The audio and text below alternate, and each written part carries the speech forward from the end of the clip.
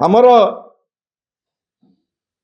73 lakh metric ton आमर थिला target ओडिशार वर्तमान पर्यंत 13 जनवरी सुधा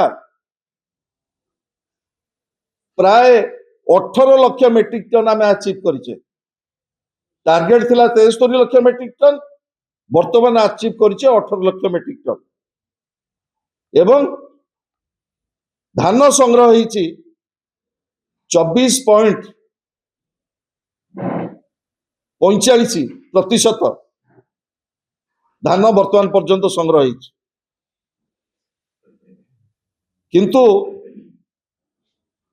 आ गोटे परिसंख्यान मैं आपण दूसरी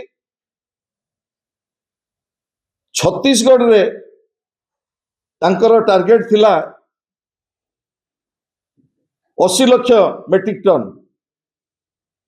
वर्तमान पर्यंत आज सुधा 13 तारीख सुधा वर्तमान तांकर धान संग्रह हो सारा 97 लाख मेट्रिक टन। आपण भावंतु आमर संग्रह होईची 17.85 मेट्रिक टन आज 13 तारीख सुधा, छत्तीसगढ़ संग्रह होईची 97 lakh metric ton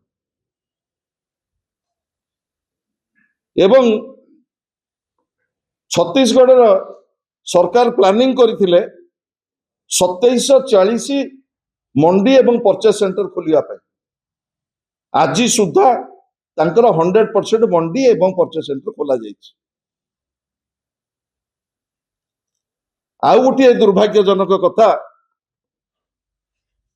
किबळी भाबरे A double engine सरकार द्वारा ओडिशार चाषी कूल प्रतारित होइछि तार ज्वलंत उदाहरण 2 दिन तले ओडिशार मान्यवर जोगाण मंत्री जो स्टेटमेंट देइछन्ति गणमाध्यम रे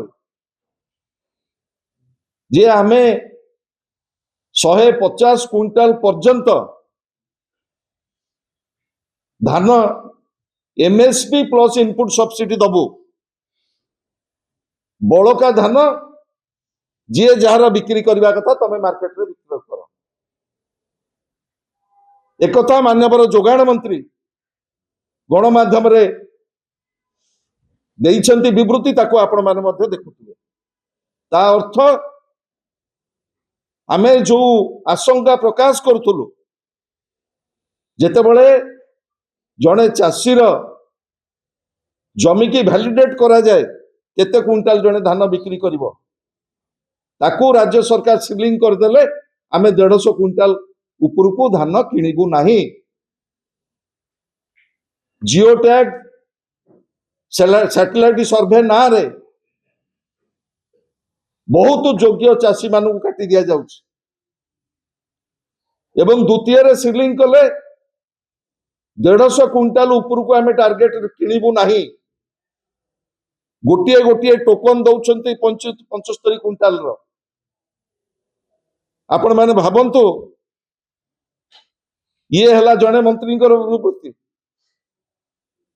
एवं मान्यवर उपमुख्यमंत्री कौन कहले कहले मार्च पर्यंत आमे धान किणिबू। मुझे प्रश्न करने को चाहे जो क्षुद्र एवं नाममात्र चाषी जो माने 15 क्विंटाल 20 क्विंटाल धरिकी मंडी की आसती से माने कोठी धान बिकिबे। आज मुझे कही रखा चाहे आज संपूर्ण भाव रे सरकार विफल होइचंती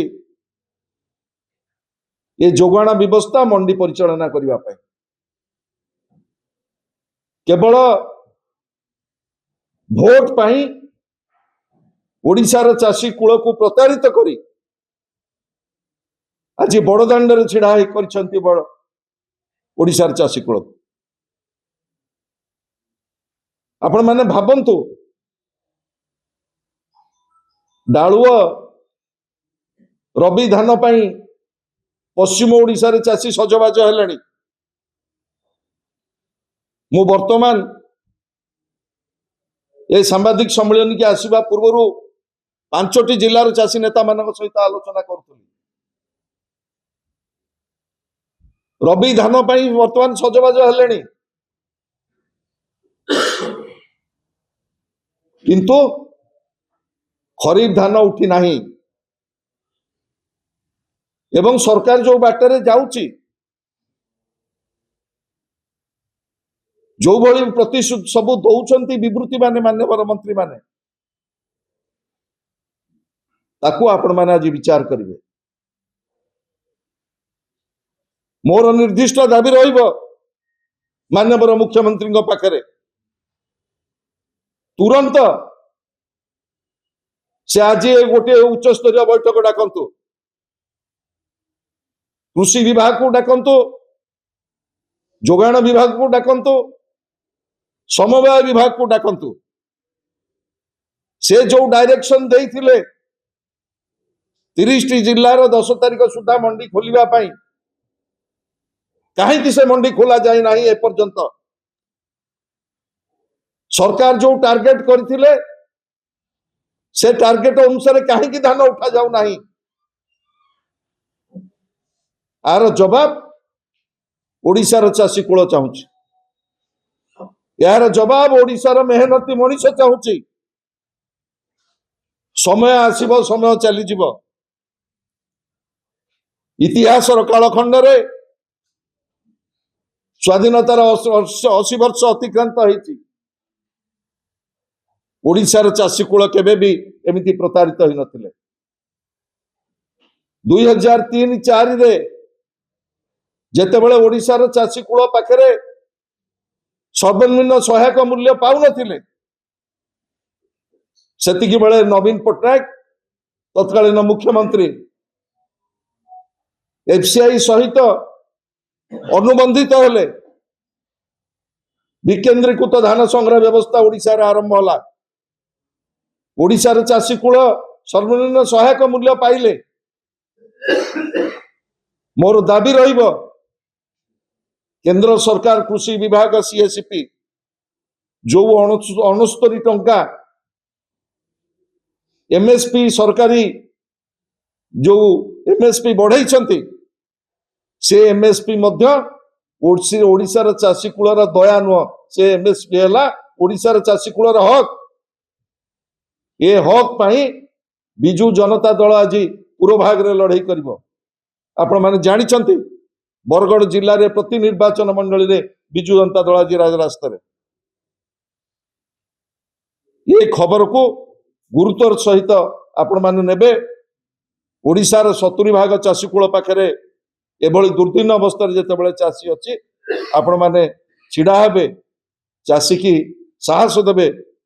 ଏତିକି ଅନୁରୋଧ ସହିତ ମୋ ବକ୍ତବ୍ୟକୁ ବିରାମ ଦଉଛି।